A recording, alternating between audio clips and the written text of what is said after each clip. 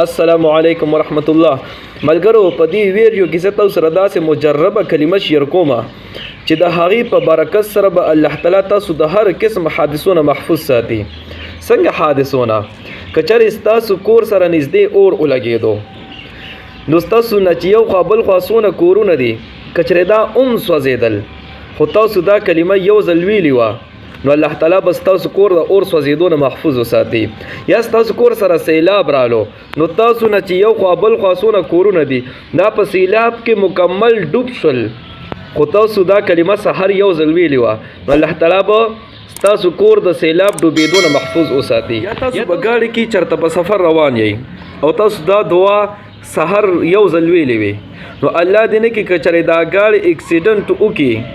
او دا نور چې تاسو سره څومره کسان دي که دا ټول زخمیان شو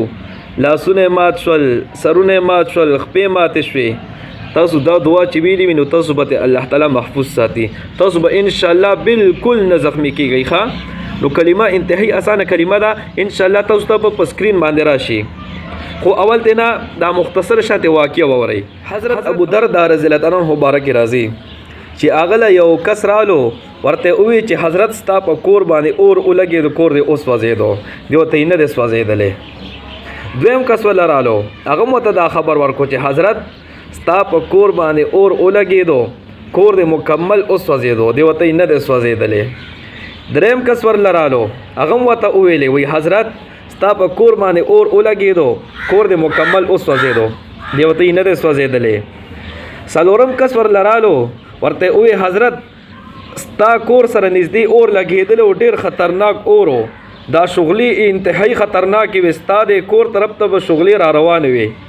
خو چې کله به ستا کور ته هغه د اور شغلې راورسېدې نو هغه شغلې به ډایرکټ مړې شوې هغه اور به ډایرکټ مړ شو ستا کور سره به مړ کېدو او نور ټول کورونه اوس وځېدل خو ستا کور الله تعالی محفوظ وساتلو. نو ابو درداء رضی الله عنه ورته وفرمایل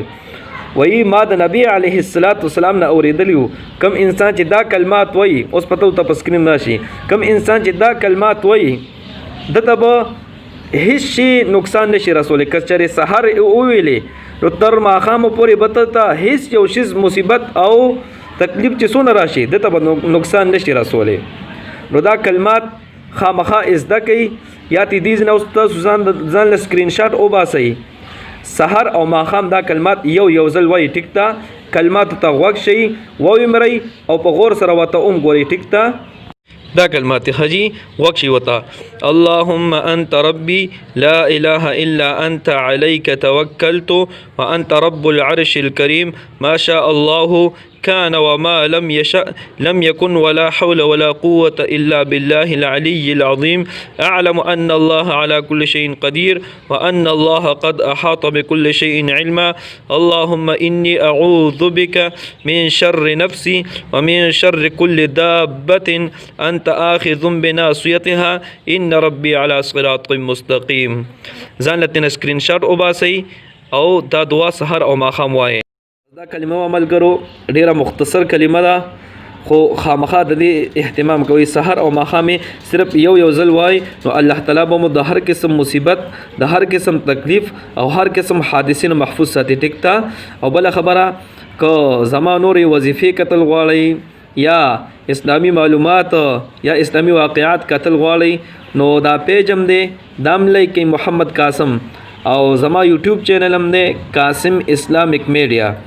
په دې نوم باندې دی هغه هم ته سبسکرایب کړئ نو زه دا مختلفې وظیفې یا دعاګانې هغې ته ډېرې شیر کوم ټیک ته. الله تعالی مو خوشحاله بال لره الله تعالی مو چرم مه خرابوه دعاګانې کوئ دعاګانې به کوو د الله په امان.